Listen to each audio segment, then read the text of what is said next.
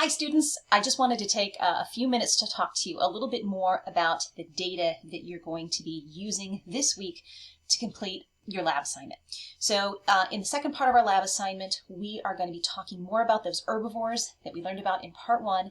And now what we want to know is we want to know what their population numbers look like, how those populations might change over time, both from year to year and also then just during the different months of the year.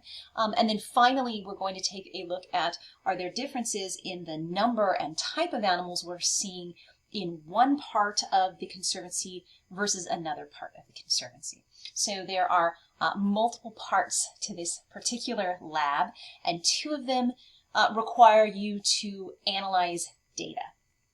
So the data that's been provided for us by our partners at EDU Africa, this is data that is being collected so that the conservation managers, the people who are helping to manage the Conservancy, this data helps them make decisions about sort of where cattle might go out and graze. It gives them information about where herbivores are found at which time of years, so we can try to minimize some of those human and wildlife interactions. So this is incredibly important data, and it also just tells us, sort of gives us an overall picture of the health of the Conservancy, right? We want to see these wildlife numbers, we want to see the populations increase, right? We want to make this a place where animals are able to thrive, but also we want to make sure that the needs of the humans are being met as well. So there's a lot of really important information in this data, but what I have done is I've kind of pared it down for you.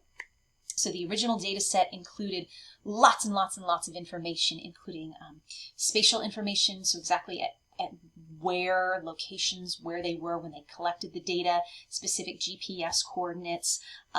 It was also looking at some other types of organisms that they might see, some livestock, cattle, and things like that. And we don't necessarily need that information. So what I have done for you is I've kind of what we call cleaned the data. So I've taken the data and I have made it into an easy to use format that you should be able to answer the questions that are part of this lab. So in part one, what I want you to do is I want you to figure out the population of your herbivore, and your herbivore again is the one you did a report on last week. So you're going to do a analysis of some population data. So when you open this spreadsheet, it's going to take you to our spreadsheet here, and what you'll see is at the bottom there is a tab for all the different animals that we talked about in Lab 1. Okay, so whichever of these animals you chose to do your report on, that's the animal I want you to analyze the population for. All right, so we're working with approximately data that is scanning back to, actually here, let me go to giraffes. Giraffes is the one I kind of cleaned up. So your data is slightly cleaned up. I'm limiting this assignment or this part of the lab to the years 2018, 2019, and the first 3 months of 2020. And the reason I'm doing that is because this is continuous data. Obviously, due to the pandemic last year, they stopped collecting data about March, and they didn't pick that data collection up again until October. So there's a pretty big hole there. So I didn't want to worry about too much about the 2020 data. So this is basically continuous data that we have, starting in 2018 and going all the way through March of 2020. So step one, find your herbivore. Okay, when you have found your herbivore, click on that tab. Step two, we want to look at population by month. So what that means is we need to tally up how many animals we're seeing every month. Lots of different ways that you could do this. If you're very, very Excel savvy, I'm sure you've got a better way than the way that I'm showing you. But for those of you who are new to Excel or haven't used Excel very much, here's the easiest way to do this. So here are the dates of the sightings. Okay, here's your animal, whatever your animal happens to be. Again, go to the tab which corresponds with the animal you selected. And what you're going to do is, let's see, I want to know how many giraffe were seen in March. So I'm going to put my cursor right here.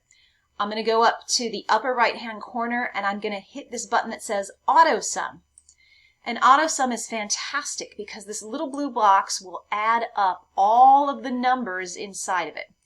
So these are all of the animals that were seen in March of 2020.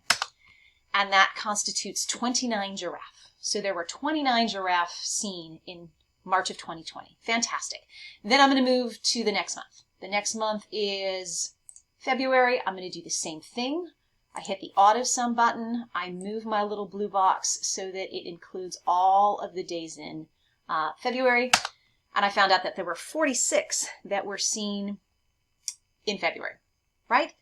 Pretty simple, straightforward, right? You're going to continue down the line, continuing to AutoSum, again, those months until you have a complete summary of your monthly data, okay? So again, oops, I'm sorry, that was a mistake.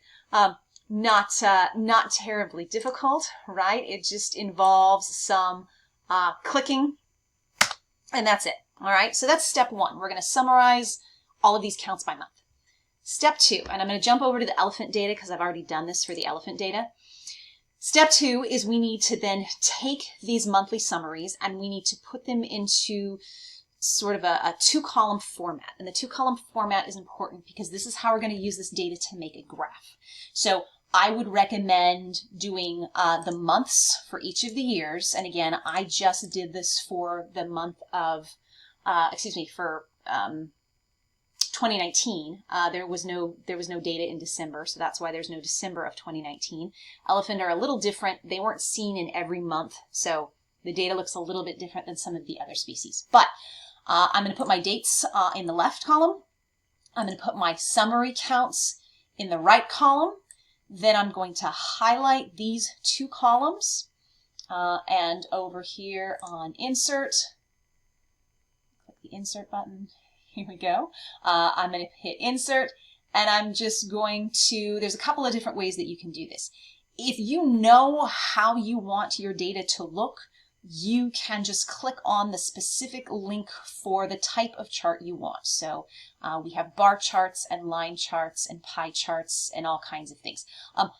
For this data, I'm going to recommend a bar chart. You could use a line chart as well, but I think bar charts come out the best. You can also hit the recommended charts button and Excel will kind of recommend something for you. But I'm just going to go ahead. I know a bar chart looks good, so let's just go ahead and use a bar chart. We don't need anything fancy. We just need a 2D column chart. And it's going to graph our data for us, and here it is. So obviously, again, we have gaps in this data. There are months where elephants weren't seen, okay? The slight changes that I would like you to make is I'd like you to give your chart a better title than just count.